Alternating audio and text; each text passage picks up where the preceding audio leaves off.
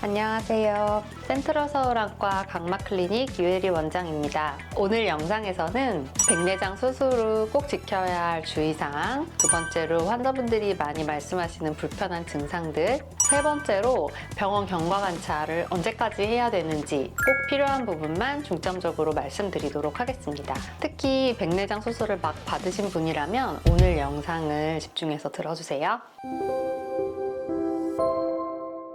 먼저 수술 후 지켜야 할 주의사항 첫 번째로 보호대 착용입니다. 주로 낮 시간에는 보호대를 착용하실 필요가 없는데요. 밤에는 무의식적으로 눈을 비비거나 눈을 이렇게 치기도 하는 분도 계시고 또 이렇게 자세를 바꾸면서 눈이 짓눌려지는 그런 상황이 발생할 수 있기 때문에 밤에는 안구 보호대를 1주 정도는 좀 필수적으로 착용해 주시는 게 중요합니다. 두 번째로 안약 점원 방법이랑 눈 비비기에 관한 내용인데요. 백내장 수술 직후에는 저희가 구멍을 뚫어놓은 상태이기 때문에 구멍이 작다 하더라도 아직은 감염에 취약할 수 있는 상태입니다. 그래서 수술 후 한 달 동안은 눈 주변으로 안약을 점원하시거나 눈을 만질 일이 있으시면 반드시 손 세척을 해주시는 게 중요하고요. 또 인공수정체가 눈 안에 완전히 고착된 상태가 아니기 때문에 눈을 세게 비비게 되면 특히나 난시를 교정한 그런 눈 같은 경우에는 조금 틀어지거나 이런 가능성이 있기 때문에 눈 비빔은 각별하게 좀 주의해 주시는 것이 좋습니다. 다음으로는 화장에 관해서인데요. 수술 후에 화장은 언제부터 할 수 있느냐는 질문을 많이 주세요. 근데 화장을 해서 이제 메이크업을 올리는 것 자체는 눈에 크게 영향을 주지 않는데 그 메이크업을 지우는 과정에서 눈 주변을 이렇게 세게 누르거나 이러는 행위는 수술 직후에는 좋지 않을 수 있기 때문에 수술 후 한 1, 2주 정도까지는 그 과한 눈 화장은 좀 피해 주시는 것을 추천드리고요. 수술 1주 정도 지난 시점부터는 부드럽게 세안하는 것은 눈에 큰 무리는 없습니다. 다음으로 많이 주시는 질문은 운동에 관한 건데요. 백내장 수술 후에 언제부터 운동이 가능한지를 가장 궁금해하시는 분들이 많아요. 수술 후에는 오히려 과도하게 한 달 동안 움직이지 않거나 이런 것보다는 가볍게 산책해 주시고 이렇게 걷는 운동 같은 거는 적극 추천드리고 있고요. 수술 후에 가장 이제 피해야 할 운동이라고 하면 이제 맞을 수 있는 운동이 될 수 있을 것 같아요. 그래서 공을 맞을 수 있거나 복싱 같은 운동 해서 정말 눈을 타격을 받을 수 있는 운동 같은 경우는 수술 한 달까지 밀어주시는 게 중요하지만 가벼운 걷기라든지 스트레칭 같은 운동 또 요가도 거꾸로 서는 동작 등이 아닌 이상 이렇게 하시는 것도 크게 무방하십니다. 다음으로는 음주와 흡연에 대해서도 궁금해 하시는데요. 수술 직후에는 상처가 난 상태이기 때문에 염증 반응이 몸에서 일어나는 시기예요. 그래서 일주일 동안은 스트릭트하게 음주는 좀 안 해주시는 것이 매우 중요합니다. 그 이후에는 소량의 한 잔 정도 과한 음주가 아닌 이상은 시작하셔도 되실 것 같습니다.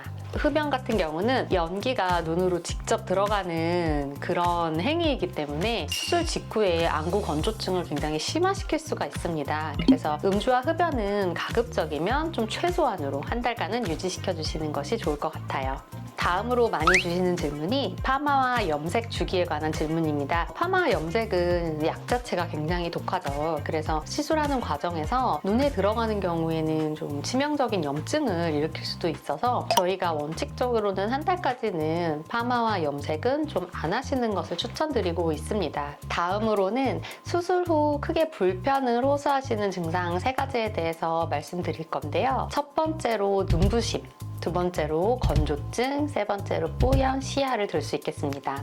첫 번째로 빛번짐 같은 경우에는 초기에 굉장히 많은 환자분들이 느끼시는 불편감이세요. 뿌옇던 본인의 수정체가 인공수정체로 바뀌면서 도수도 크게 바뀌게 되고 아직은 딱 달라붙은 상황이 아니기 때문에 좀 흔들흔들 거리면서 발생하는 빛번짐, 그 다음에 인공수정체 자체의 반짝임 때문에 생기는 그런 빛번짐, 여러 요소가 혼합돼서 수술 초기에는 좀 많이 느끼시는 분들이 많고요. 그런데 다행인 거는 한 달 정도 지났을 때는 대부분의 환자분들이 이제 뇌에서 그 익숙해지는 이미지상으로 인해서 그 빛번짐은 많이 적응이 됩니다. 두 번째로 많이 호소하시는 불편감 중에 하나가 건조증입니다. 눈 수술이라는 것 자체를 겪게 되면 각막의 건조증은 좀 어느 정도는 생길 수밖에 없는 것 같습니다. 그래서 수술 후에 건조증 관리가 매우 중요하고 저희가 백내장 수술 후에는 염증을 줄여주는 안약도 처방하지만 건조증이 있는 눈 같은 경우에는 건조증 치료제도 함께 쉽게 씀으로써 수술 후 발생하는 일시적 건조증은 쉽게 이제 완화가 되도록 도와드릴 수 있고요. 혹시 그 약으로 치료가 안 되는 경우에는 IPL 레이저라든지 혈청 안약 등을 사용함으로써도 건조증 증상을 완화시킬 수 있는 여러 가지 방법들이 있으니까요. 수술 후에 발생하는 일시적인 건조증에 대해서도 너무 염려하지 않으셔도 됩니다.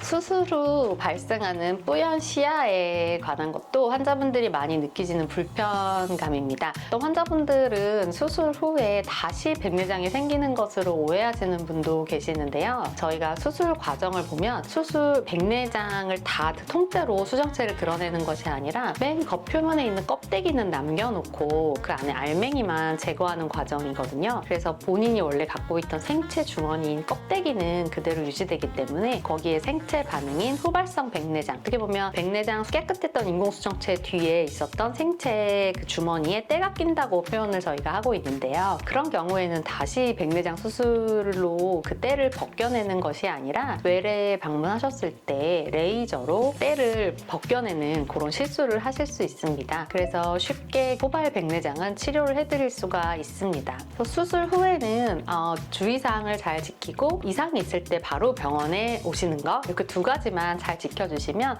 백내장 수술 후의 회복 과정은 거의 문제없이 잘 진행될 것으로 생각됩니다. 오늘 영상이 도움이 되셨다면 구독과 좋아요 부탁드립니다. 감사합니다.